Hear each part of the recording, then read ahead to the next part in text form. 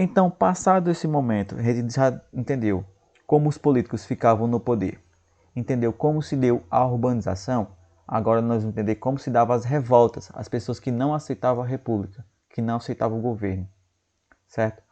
Primeira revolta que a gente vê na página 27 é sobre as contestações e a dinâmica da vida cultural na Primeira República. A primeira revolta que a gente tem conhecimento aqui no livro, vocês podem acompanhar na página 27, é a Guerra de Canudos. Aconteceu lá na Bahia, certo? Liderados por Antônio Conselheiro, certo? Que era um viajante, um andarilho, que pregava os ensinamentos de Jesus e tudo mais, e as pessoas seguiam ele, porque achavam que ele era santo. Antônio Conselheiro foi lá, então, criou uma vila, um arraial, certo? Essa vila, as pessoas moravam lá, certo? Não pagavam imposto, não pagavam aluguel. As coisas que produziam lá dentro era dividido para cada pessoa. Era uma comunidade, dividia tudo, não pagava dinheiro, não existia dinheiro lá dentro e tudo mais. Só que o governo via isso como uma revolta, as pessoas que não queriam ver no país uma coisa errada. Foi então aí que o governo mandou acabar com esse arraial, com esse Canudos aqui, o arraial, dando fim a Canudos.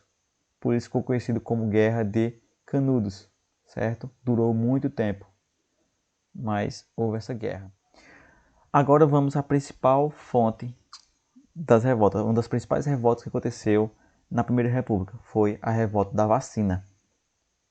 Essa nós devemos entender com calma. Vamos explicar bem. Seguinte. No Rio de Janeiro, que era a capital do Brasil, para poder chamar a atenção dos europeus, certo?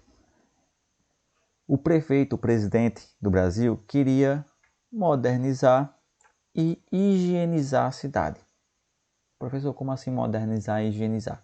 Claro, deixar moderno, iluminação, prédios enormes, aquelas coisas bonitas e tudo mais. E higienizar não é limpar as ruas, e sim limpar os pobres, as pessoas que não têm dinheiro, deixar só a alta classe lá. Então, o que foi que o prefeito e o presidente do Brasil fizeram na capital, Rio de Janeiro? Demoliram quarteirões no centro de Rio de Janeiro. Certo? Esses quarteirões aqui eram cortiços, casas de taipa e tudo mais. Quem morava lá? Claro, as pessoas pobres. Aí, essas pessoas pobres desabrigadas tiveram que fazer o quê? Tiveram que morar nas periferias e nos morros, hoje conhecido como isso mesmo, favelas. As pessoas saíram do centro, saíram não, foram expulsas e não tinham onde morar, foram ficar aonde? Foram para as periferias, para o fim da cidade, para o fim, certo? Para a margem da cidade. Fazer suas casas de taipa lá, coberta com zinco, papelão, essas coisas, certo? E como nesses locais não tinha esgoto, não tinha saneamento básico, não era higienizado e tudo mais, a febre amarela, a varíola e a peste bubônica tomou de conta do Rio de Janeiro.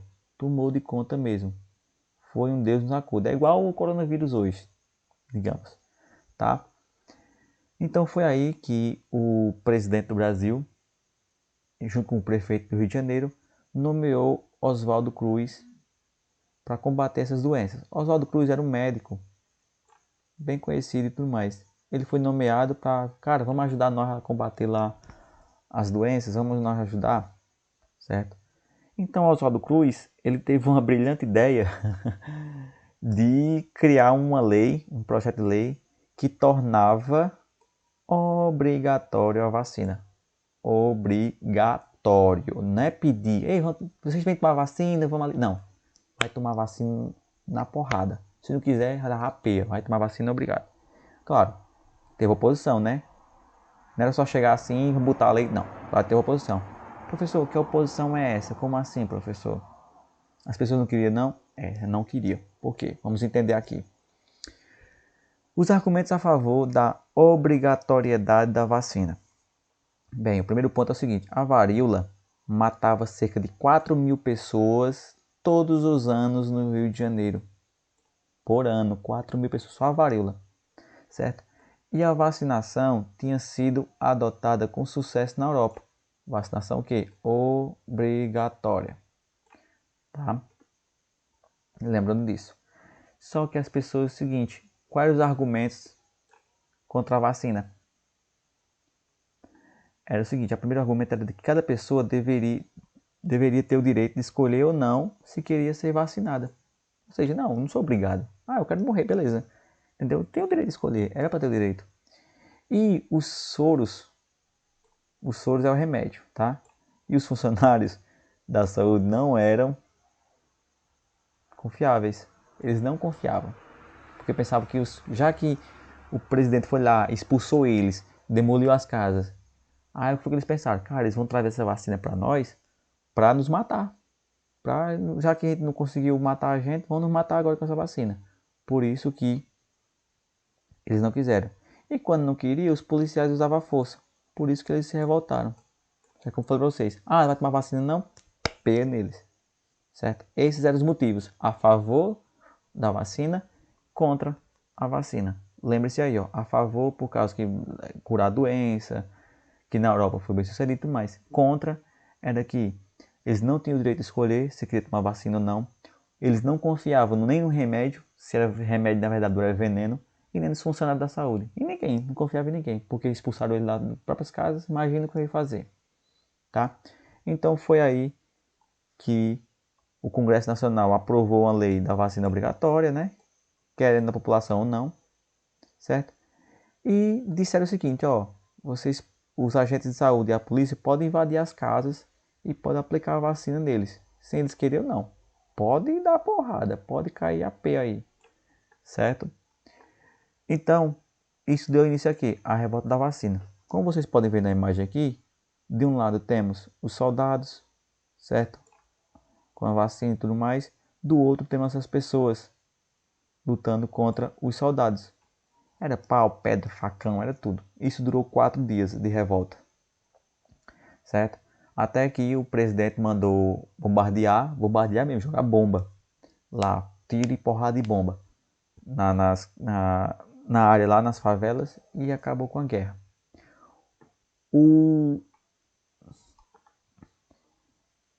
Como eu falei para vocês, juntando todos os fatores anteriores, deu início à revolta, só que a revolta foi controlada e os líderes foram o quê? Presos. Só que eles não eram presos em cadeias, eles foram enviados para o lugar mais distante do Brasil, que naquele tempo era o quem? O Acre. Eles foram enviados para lá. Então a revolta da vacina foi isso.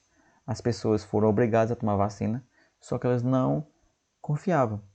E os policiais e os agentes de saúde foram dados o direito de invadir a casa deles. Cara, isso é... Imagina isso, invadir sua casa para você tomar vacina. Complicado. Então foi aí que deu a revolta.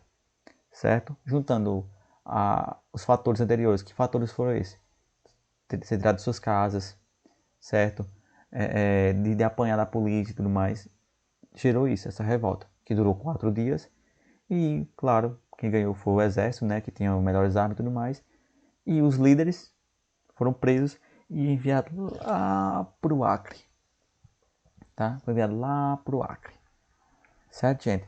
Tomara que vocês tenham entendido. Acompanhe essa explicação pelo livro, certo? Nas páginas. É igual a aula que eu dava a vocês, os pontos específicos lá, explicando. Só que agora eu estou explicando no slide, tá? E respondo a atividade que eu vou passar para vocês. Até a próxima aula. Valeu!